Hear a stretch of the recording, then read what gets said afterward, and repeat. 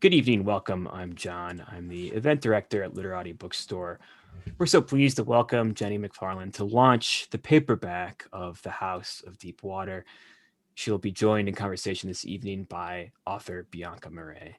The chat is closed, as you heard me mention, as you are joining us, but you may want to keep the chat window open during the event, as I will be dropping links to purchase The House of Deep Water from Literati. If you're watching us later on YouTube, there are always links to purchase books right in the description below me. You can also subscribe to catch most of our events if you miss them live. But if you're watching live, you can submit questions for the Q&A tonight using the Q&A feature available to you at the bottom of your screen at any time, and I will ask a selection of those questions at the conclusion of Bianca and Jeni's conversation. As a reminder, you can shop for more books at literatibookstore.com for curbside pickup if you live in Southeast Michigan, or to have shipped to your home anywhere in the United States. And in lieu of a book purchase, we'd also ask that you consider a $5 donation to sustain our virtual programming. Whether you'd like to think of that as this week's or this month's or this year's subscription to our events, you can make donations at literatibookstore.com/donation. Otherwise, we simply thank you for your attendance this evening or this morning or this afternoon, depending on when and where in the world you may be joining us. And now I'll introduce tonight's author and our moderator. Jeni McFarland holds an MFA in fiction from the University of Houston, where she was a fiction editor at Gulf Coast magazine. She's an alum of Tin House, a 2016 Kimbio Fellow, and has short fiction published in Crack the Spine, Forge, and Spry, which nominated her for the Story South Million Writers Award. She was also a finalist for the 2015 Gertrude Stein Writers Award in Fiction from the Dr. T.J. Eckelberg Review. She has lived in Michigan and the San Francisco Bay Area with her husband and two cats. The House of Deep Water is her first novel. And joining her for a conversation after her reading, Bianca Marais is the author of Hum If You Don't Know the Words. She holds a certificate in creative writing from the University of Toronto's School of Continuing Studies, where she now teaches creative writing. Before turning to writing, she started a corporate training company and volunteered with Cotlands, where she assisted care workers in Soweto providing aid for HIV/AIDS orphans. Originally from South Africa, she now resides in Toronto. They can't hear you, but they can certainly sense it through the powers of the internet. So please join me in welcoming Jeni McFarland and Bianca Marais into your living rooms. Thank you so much for that lovely introduction, John. And thank you to all of you for coming out in support this evening. It's really special for me to be back, even though it's virtually. The very first event I did, first bookstore event I did for my debut novel was at Literati. I love the store, I love its customers, and I love all of its staff and its booksellers. So how wonderful to be back. And what a joy to get to speak to Jeni tonight. I got to read her novel months before it came out in an advanced reader copy, and I was lucky enough to get to blurb it and say some lovely things about it. So I'm especially thankful that I can be here tonight to actually get to chat with Jeni herself. So Jeni, would you like to begin with a short reading for us this evening from your wonderful book? Thank you. And I've been told that I should show the cover often, which the artwork is amazing. It was by Nancy Resnick. So I'm going to be reading just a tiny little portion. There's these vignettes that occur between chapters, and they kind of look like this. But so they have like the name. It's Elizabeth DeWitt, who's my main character. And she's 15 years old in this. And you don't really need to know any backstory. I know how to break apart frozen beef patties with a quick tap on the flat top griddle. I know how to crack an egg in each hand and deposit them without shells into the silicone rings. I've mastered the art of squirting condiments in the dead center of the bun, of evenly distributing the 2 pickles on a quarter pounder, of making sure the processed cheese food droops evenly over the sides of the burger. My manager nicknames me the grill goddess. I've learned everything I can in this kitchen and I'm bored. I dream of the day when I'll work in a real kitchen, in the kind of place they feature on Great Chefs on PBS. I'll learn to saute and braise, to sear meats with the perfect crust, to bake soufflés sauced with dollops of compote or creme anglaise. But for now, this job helps me save for college, save for the time when I'll get out of this cow town. My manager moves me to second drive-through where I have to bag the sloppy work of other cooks. My coworker, Earl, who's taking orders in the first drive-through, uses the opportunity to hit on me over our headsets. He's cute enough, his floppy hair and olive skin, but also maybe a little skanky. He just broke up with Lila, who smelled so bad in gym class the other day, there were whispers that she had a yeast infection. We all smelled it when we were in the showers. And doesn't that make her a slut? He seems tainted by that smell, and I can't tell if I'm grossed out by him or excited. He's probably experienced. He might know things. Regardless, I'm a good girl. I tell him I can't go out after work. I have to wash my hair. After work, while I'm waiting for my mom to pick me up, he says we should go out after I wash my hair. I tell him I have to clip my toenails. He asks how long that will take. He's cute enough, but boy, is he dumb.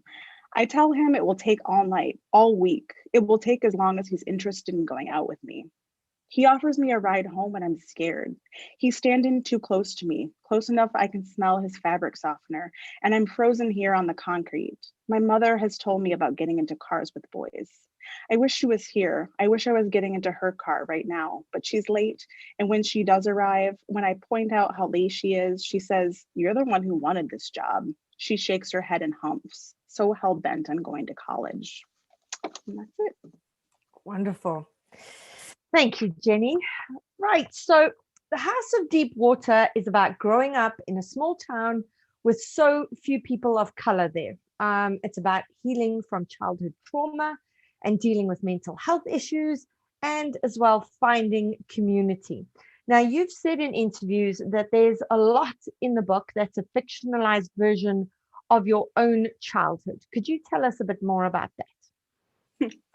Yeah, so I did grow up from the time I was 11 until I was early 20s in a very small town with very few people of color there.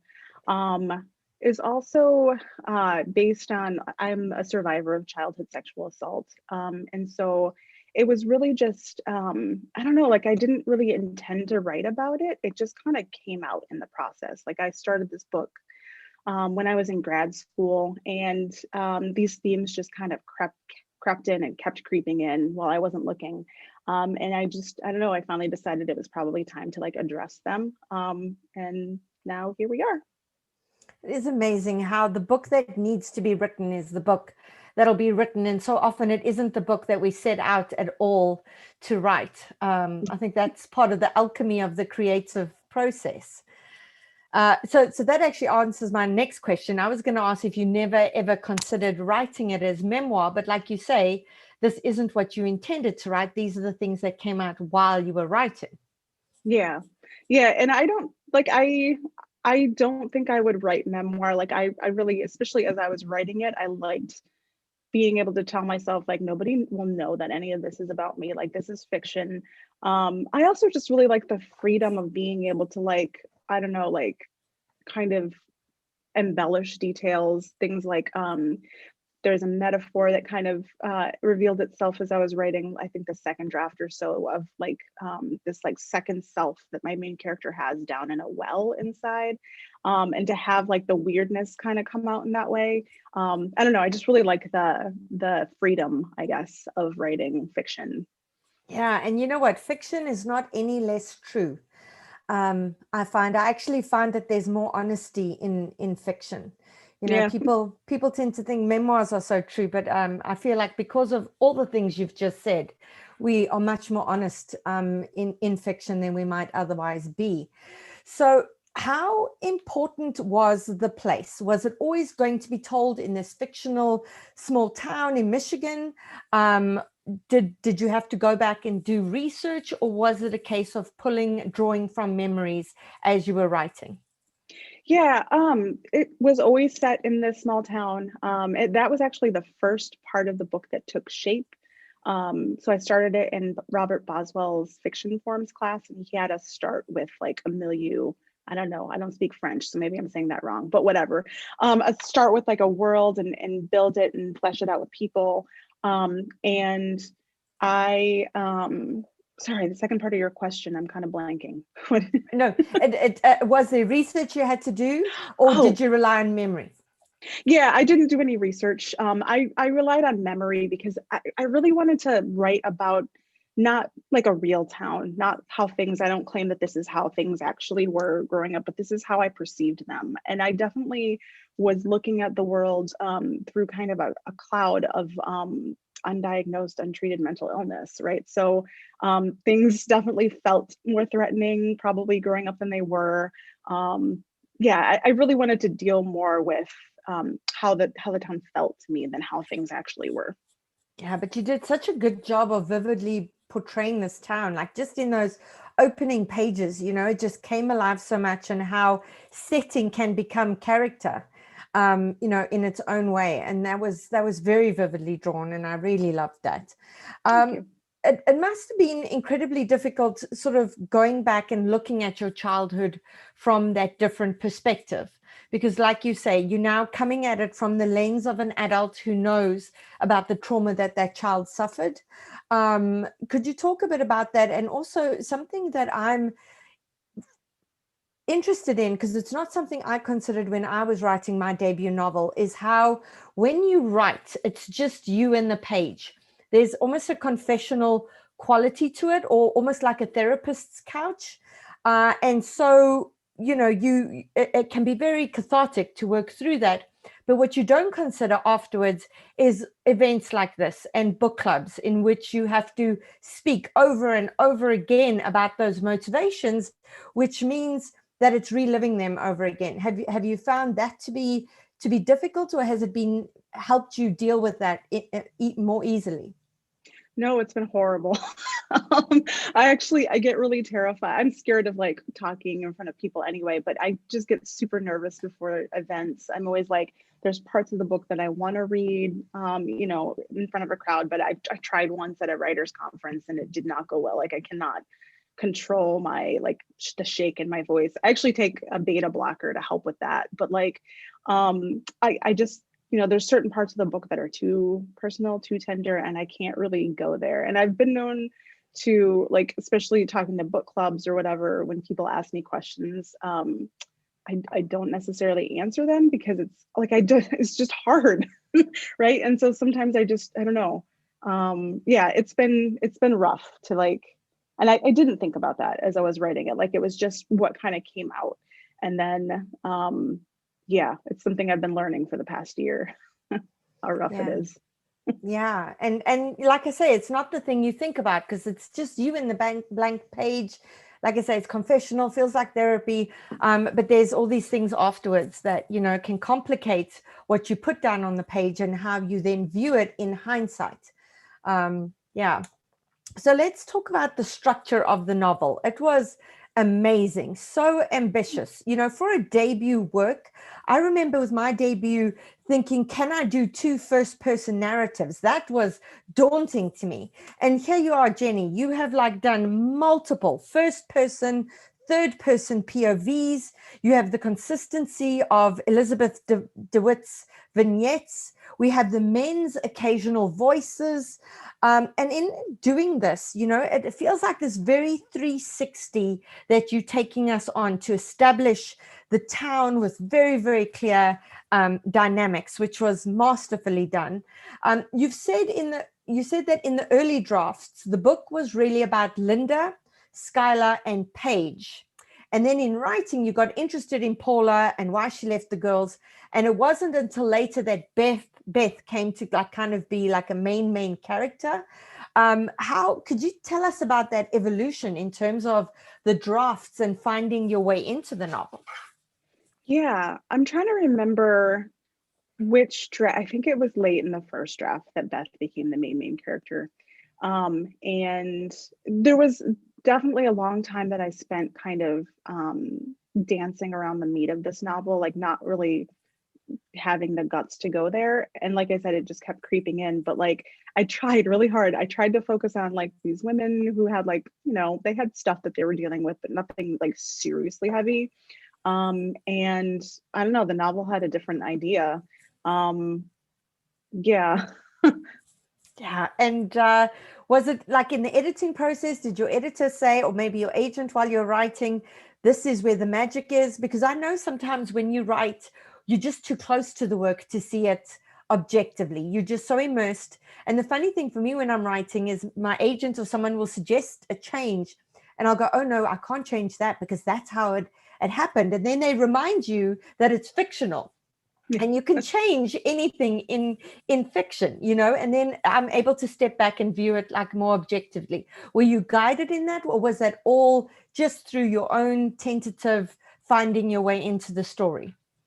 I was guided in that, like, we actually took a lot of point of views, not a lot, but some of the point of views out of the novel, and we added a couple more from the men to balance it out a little bit. But I was, I don't know, I was just kind of sort of like circling around this town and trying to understand it. And I recognized, right, that my experience was very personal. It was my experience, and I needed to show other people's experience of this town because, lots of people love that town. It's a great home for them.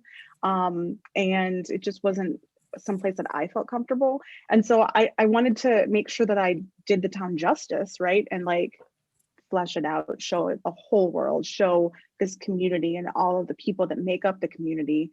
And so I don't know, I just kind of like sort of slipped into other people's heads a lot to try to get in there. It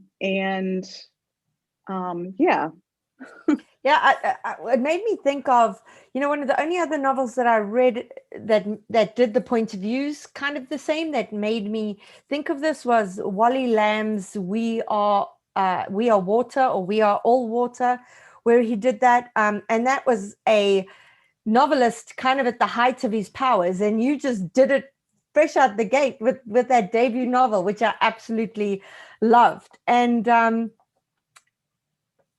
what you've just said in terms of it was a home for so many people, and you wanted to show that it was a good place for some people. What I loved as well is how sympathetic you made Paula.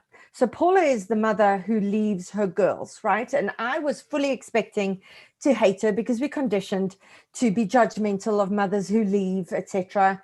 And you portrayed the daughter's feelings about her incredibly well, but you made me feel very conflicted about Paula. I didn't have like this one feeling of, oh, I hate her, oh, I'm judging her. How did you find your way into Paula?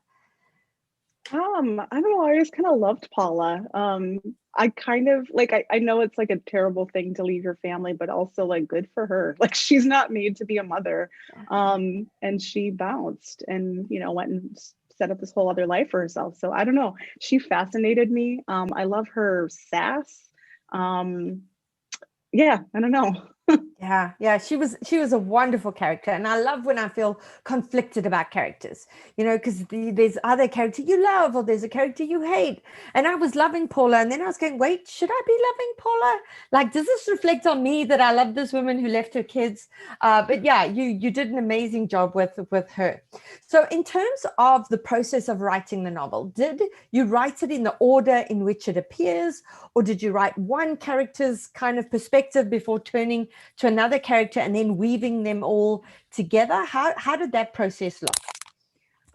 So there were part of the class that I started this novel in, we were trying different forms, and one of them was like a novel in stories, one of them was a novel in little vignettes.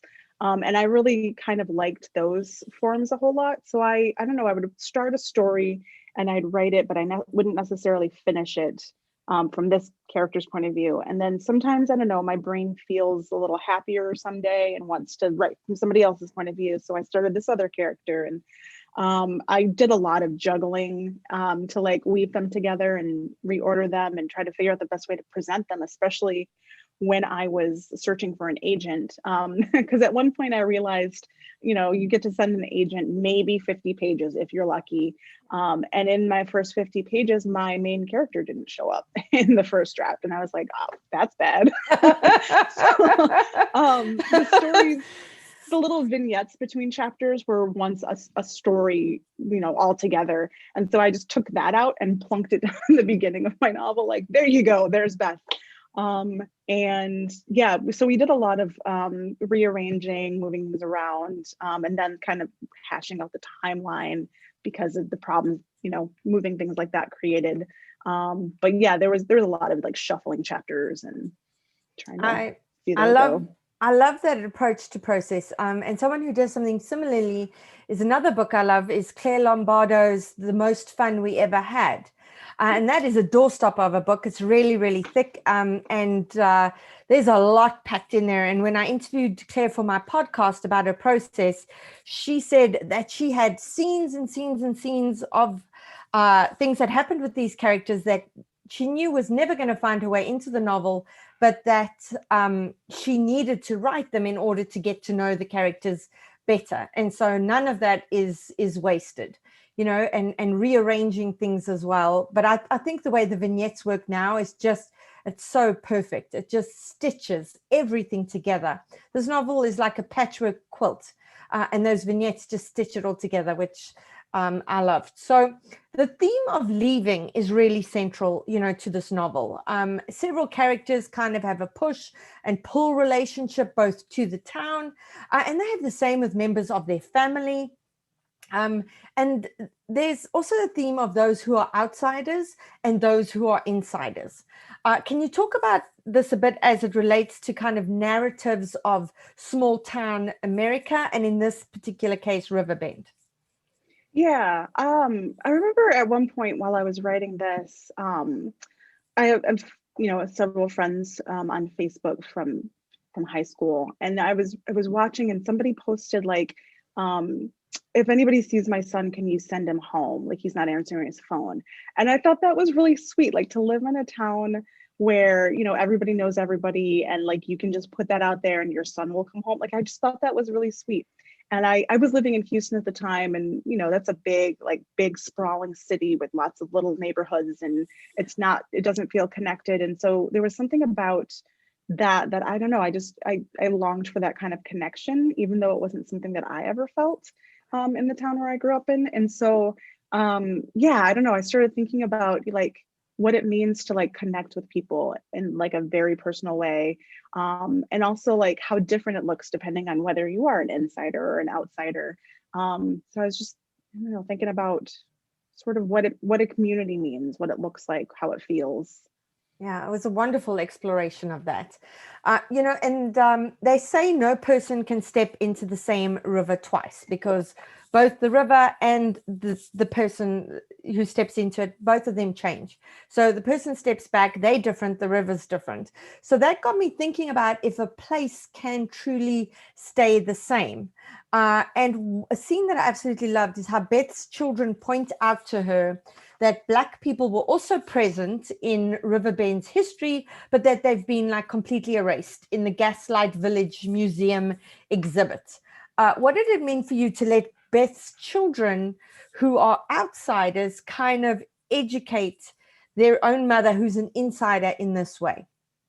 Yeah, it for me it was like I kind of felt like maybe, I don't know, it was, the book was skewed a little too much to like, I don't know, sort of suggest that Beth's point of view was the right point of view. And I wanted to make sure that, you know, I noted that, you know, it's, everyone has a different experience, right? And so to have her kids like point these things out that she had long overlooked was just kind of a way to like show that, you know, Beth isn't the only point of view. The town is, it does change, right? Even if it changes slowly. And that, yeah, there's other people who could say very different things about the town. Yeah, and it's amazing how we as human beings normalize things. And when you're an insider, so much gets normalized and seems perfectly reasonable to you, because that's what you've always known. And then it takes somebody who's an outsider to come in and look at it and go, something's a bit wrong here, you know? Was the Gaslight Village Museum exhibit always a part of the novel? Was it something that you wrote in specifically? I want to say it was always a part. I'm pretty sure it was in that first draft. It was based on the Ford Museum in Grand Rapids had an exhibit that was the Gaslight Village. It showed, you know, how Grand Rapids looked at the turn of the 1900s, and I loved it. It was always like stepping back into time. They had like cool dresses to look at, and you know, little shop windows, and I don't know. It was just like a life-size diorama, and it just like walking in there just felt almost like being transported. And so I don't know, I liked having that element brought in. but also to kind of like touch on some of the history of Riverbend. I did do a little bit, I'm not much of a researcher. I did do a little bit of research though, into like my town's history, just to see like, because at one time, like it was a much bigger deal. Like the town that I grew up in was like a, you know, bustling place. And then I think it was the railroads that came and they didn't come close enough to the town. And I don't know, I just thought that was interesting to think about. And I love what you just said about how you think it was in the first draft and you're not sure, because this is the thing that people don't realize. When you write a novel, there will be things that are in the novel and then they get taken out the novel and then they get added back in again and then they get taken out, and eventually you lose track of what the hell is in the novel, what's no longer in it. I remember speaking to a book club about something and they all looked at me so blankly. They didn't know what I was speaking about. And then I realized I was speaking about a scene that then got edited out. So yeah, I'm glad I'm not the only one, Jenny. That's yeah. So it's but also speaking about Beth's children, it's powerful how they navigate their mother's rage, and even though they don't know the full story, they remain sympathetic, and often, you know, Beth's children, Dan and Jeanette, seem older than they are because they are having to handle a lot of familial tension. But you also make it clear that they themselves aren't okay. Can you sort of speak to the experience of writing young people that are forced to grow up quickly? I think it's kind of convenient because I don't necessarily understand young people anymore. Like I'm getting old, y'all. But so I don't know, like having them be a little bit older, and like, I don't know, navigating the world with a very sort of self-aware, you know, mind, and to see that, you know, even if they don't know what's up, that something's up with their mother. Like, I don't know, it's kind of convenient, but also, I don't know, like I liked having that extra, like she's protecting them, right? But in some ways, they're kind of protecting her as well. Like I'm thinking about, there's a scene where Jeanette's, you know, in trouble at school and they're trying to hide it from the mother, like Dan's going to take care of it for Jeanette. Yeah, like don't bother mom with this. I don't know. I like that. Yeah, it was hugely authentic to me because I feel like children who are forced to grow up quickly have to mature much faster. They take on so much more, you know, than children who grow up in really sheltered environments. And they have to take on the nuance of adult behavior and the nuance of adult emotions and all kinds of things. And I think you showed that extremely well. Let's talk now about water as a motif through the book, especially in relation to Beth's duality.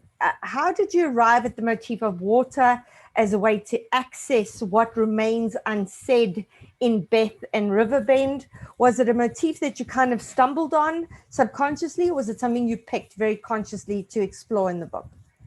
I think I definitely stumbled on it. Like the river and the flood were in early drafts, but it wasn't until later that the well, you know, and the second personality came forward. And it was really, there was a line when Beth first arrives in Riverbend and she's getting out of the car and she sees her father hugging her daughter, and it says something like, something inside her stirred violently. She spilled out of the driver's seat and onto the driveway. Like I really liked that image. And then I started thinking more about like, well, you know, what's stirring? Like what, there's something watery, there's something, I think it's a natural metaphor too, just like if you're drowning in depression, to kind of like have the water rising within you. Yeah, it just felt right, but it definitely came about from that line. There were so many beautiful lines in the book. It was the kind of book that I sat with my highlighter and I kept highlighting passages and I was like, no, stop it, just keep reading, you know, because I wanted to see what was happening. Like it was page turning, but it was also really beautiful on a line level, and you don't get that very much these days. You've said also in interviews that you're really interested in the psychology of silences and all the things that people leave unsaid. And you've also said there's a culture in the Midwest where you're from where people don't discuss unpleasant things. And one of the things that came through with is Beth's depression. I don't think it's actually ever like properly called depression. From her own perspective, Beth represents her depression as a feeling of being split between two halves who behave differently. Does that tie into the kind of silences that you were wanting to represent? Yeah, I think that there is kind of at least for me, I don't know, there's always been like a, well, not always. Okay. So when I was younger, I was very much like incapable of keeping my mouth shut, right? Like if I thought something, it was going to come out my mouth, and it got me in a lot of trouble in high school. But it was something that I worked very hard to like get it under control, right? And I think there's something about bottling things up that kind of like they're in there, they're still there. Like it almost becomes like a second person who is aware of these things and is handling these things, but like your outside self is not that person. So I don't know, I was just kind of interested in just personally how depression and how like secrets feel to me. Yeah. But it's such a universe. It's so universal. I mean, you're talking about a culture in the Midwest. You know, I grew up in Johannesburg, South Africa, like in the 70s and 80s. And that's the exact same thing. You know, we don't speak of unpleasant things. If we're unhappy, we don't speak about that. If somebody's done something terrible, we don't draw attention to it.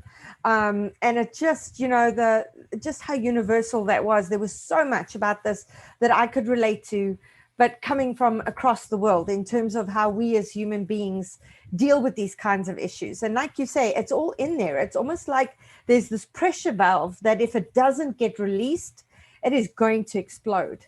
And yeah, there was so much about that I could really, really relate to. And I feel like readers across the world could absolutely relate to that as well, depending on the kind of culture or family that they grew up in. I love animals in novels. I'm a huge animal lover.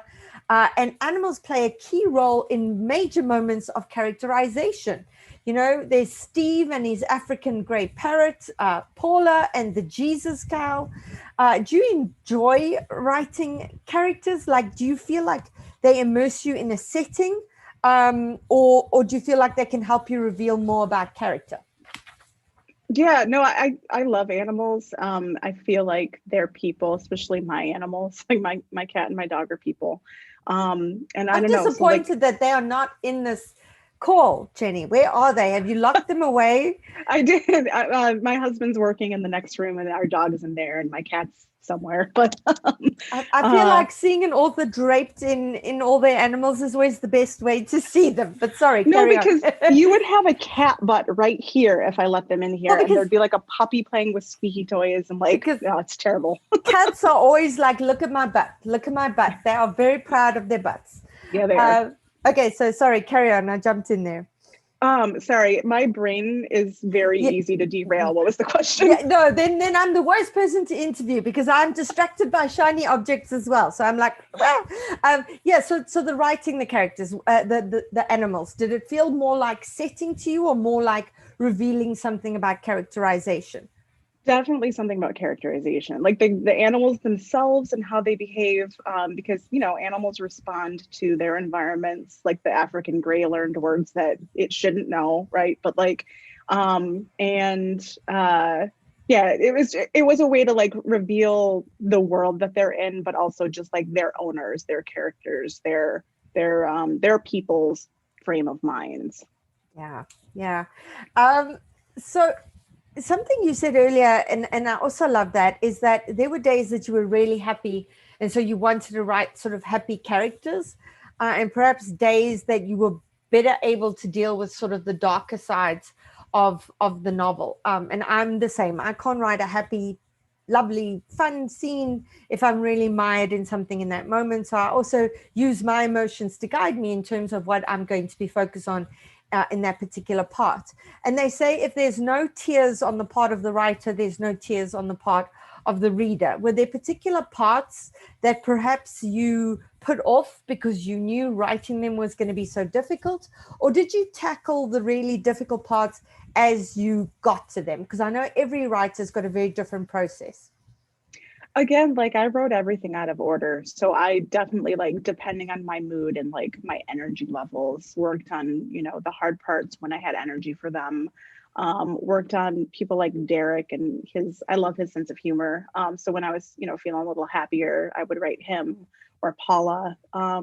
Yeah, I definitely let my emotions kind of guide my day's writing, it's kind of a bad way to operate, right? Because this past year, my emotions have just been crap. And so I haven't gotten much writing done. Well, either not much writing or writing on really crappy things. It's a good year to kind of focus on that. I was like, if one more person tells me, what Shakespeare wrote during his pandemic, I was going to smack them. I was like, I don't care that Shakespeare was super productive during a pandemic. Not all of us can do that, No. Yeah. Well, speaking about that, it was going to be a later point, but have you been working on something else? Has it just been a case of having to put that aside to deal with everything that's come at you during the pandemic and then coming back to it later? Or have you tried to push through? Because I know many writers are struggling right now to be creative. I've tried to push through. I have written about 50 pages of the next novel. That's about all that I wrote this past year. I wrote a lot of like journal entries and just like writing about, horrible things happening in the news, but like actually like writing on my work, I've done very little. Yeah, it's been a really difficult time. And I feel like expecting writers to be producing really good work when there's so much happening in the world, not just with the pandemic, with everything else. It's a lot. Are you able to talk about that project at all, or are you superstitious with that? No, I have been talking about it. I probably shouldn't. Well, so I have a few novels that I sort of work on, depending on, I'm trying to write each novel in chronological order and work, from beginning to end. So to like navigate my emotions, right, I'm working in different novels that have different feels. But That's I'm willing amazing. to talk about one of them. Okay, yes.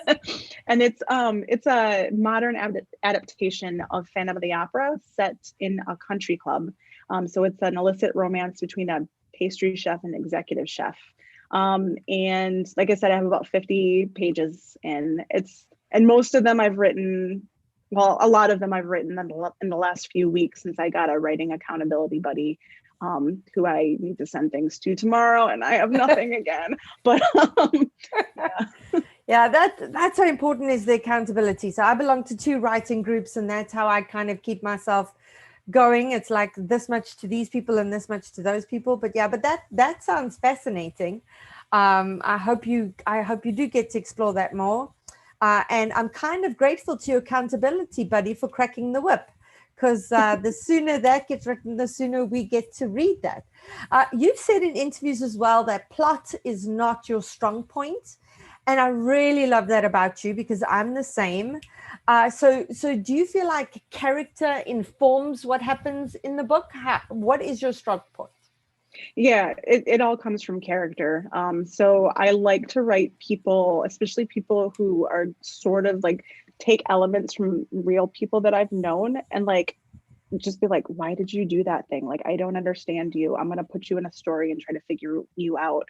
And so, so just writing people and trying to make them as real as possible, and then putting them, in scenes together. And especially when they don't want to be together, that's when the real magic happens. Conflict. Yeah. Yeah.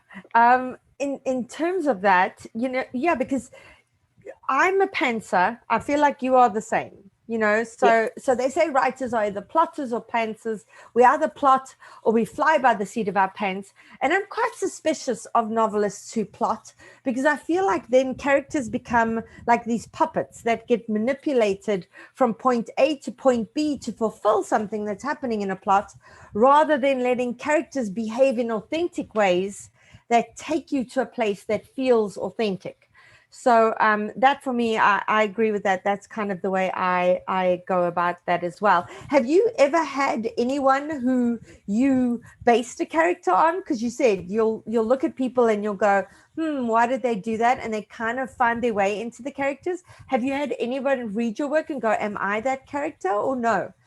Probably. Hopefully not. I mostly like, I'm thinking of in my novel, like Steve is based on a guy that I used to date who had an African gray. I hated that bird.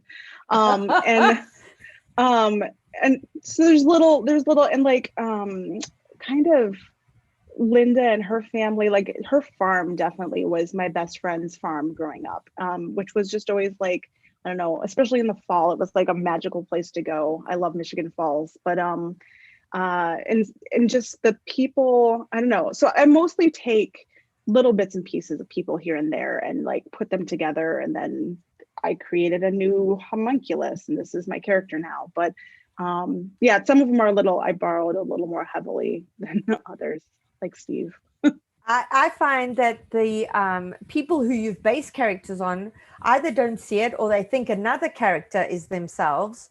And then there's a ton of people that you wouldn't even write about because they're not very interesting and they see themselves in your characters. Yeah. Yes. Yeah. So I always find that super, super interesting. Okay, so we coming up to 7:45, which is when we're going to open it for questions. And I can see there are quite a few. So John, would you like to just... Yes, I can jump in with some of our audience questions, and thank you for those who've submitted them. And you can continue to submit them using the Q&A feature that's available to you. My colleague Shannon, bookseller at Literati, asks, how did publishing your first book change your process of writing, if it has? I am trying very hard to like I said, write the next book in order, to plot a little bit, like have kind of an outline that I'm working with. Is partly why I chose to do an adaptation of a story I know very well, just to kind of give myself a little more structure, because I don't want the next book to take 7 years. And I also don't want, to have like I don't know if I can find it, but I had sheets where I had to like write the timeline down because we'd moved things around so much, and I have to be like, okay, this is here, this is here, this is here. And I'm hoping that like the next, I'm sure it won't, but I'm hoping the next editing process will be a little chiller, but I'm sure I'm just creating other problems for myself that will need to be hammered out. But I am trying to learn from it. Can I jump in there, John? I want to suggest some software to Jenny. There's amazing software called Eon Timeline. I will send you that link if there are any writers out there. It's actually used for project management and all kinds of things. And it allows you to lay out your whole timeline, and you can just shift things around as you need to. But Jenny, it even tells you the age of all the secondary characters. As something happens. So if somebody dies, it'll tell you how old the people are when that happens, etc. So I will send you the link to that software. It's amazing. That sounds awesome. That's the kind of software I feel like I would get lost in, just moving things around and then getting further away from the project itself. I might just check it out for no other purpose than to play around with it. Jenny, it's perfectly fine if this encroaches the embargo on talking about your next projects, but there's a question from a viewer who wants to know if the voices in Deepwater been fully heard, or will there be another book to follow the growth or lack of growth for them? I don't plan on writing another book. Like, I'm done. Like, it was hard. I'm done. But I've considered, there were a few chapters that I felt like were pretty good self-contained stories that were cut, especially from like tertiary characters. And I'm considering like sending them and seeing if, a journal wants them, but I don't plan on writing new stuff from these characters. Another viewer writes, did you always know you wanted to be a writer? If not, when did you decide? And how long after that realization was this book written, or perhaps started? Yeah, I didn't always know that I wanted to be a writer. I was one of those kids who took like 10 years to get through undergrad because I kept changing my major as like a music major and a food science major and a bunch of other stuff. I always wrote though. Like, I don't know why it never occurred to me to like try to do this professionally, but yeah, I'm not even sure when I think I decided that this was something that could happen when I applied to grad schools and I made it in, and I was like, okay, this is possibly an actual thing that could happen. There's a question here about titles. Did you have a different title in mind for this novel? Did you know the title from the start? No, I had like my master's thesis was an early draft of this, and it was just called Riverbend. And it had been called, one of the characters used to be named John Linden. That was Ernest DeWitt. So like originally, like everything I was submitting in grad school was titled John Linden, and people were like, this title sucks. And I'm like, yeah, but I don't know what else to do right now. When I went on submission, I started querying agents. And actually, yeah, when we went on submission too, it was entitled The Gaslight Village. And I was kind of in love with that title. And my editor was not in love with it. She thought it sounded like historical fiction, which makes sense. And so, yeah, this title kind of came about. We brainstormed lists, and then she ran it by her team, and, you know, they had lists, or they chose, yeah, House of Deep Water. I feel like the Gaslight Village was awesome, because it's like, this is the town where everybody gets gaslighted, you know. Yeah, I liked it. yeah, I loved it too. I just want to tell you that. Thank you. Another of your rights, you mentioned journaling. Have you considered releasing a blog? There's people hungry for more Jeni McFarland writing. I had a blog once upon a time, and I haven't written on it in years. I started it in like 2016, I think, and it was called, well, it was a little later. It was called something about like keeping my sanity in the age of Kafifi. So it was mostly like, you know, just anger, like stuff I was just writing and angry about. I have considered going back to it, but I don't know. I'm kind of like weird about sharing. I don't know. I just feel like nobody needs to know my every thought. I might do it someday. I don't know. I also feel like blogging takes writers away from actually working on whatever their novels are, because you become so focused on, you know, producing content for the blog, that perhaps you should be, you know, pouring into your work in progress as well. I could see that. Yeah. We've reached the end of the questions. There are a few questions here that were covered, asked, and then asked as well by Bianca. So I'm out of fresh questions. One more question. Please, absolutely. So, Jeni, can you tell us what you're reading now that viewers might want to be ordering from Literati, or perhaps books that you've read in the last year, or anything that informs your work as a writer? What books do you recommend people go out and get? Yeah, I'm actually reading your novel, and I am loving it. I intended to have it done, you know, by the time we spoke, and it didn't happen, and I was really sorry. But If You Don't Know the Words, it's beautiful, and it's really touching in a lot of ways.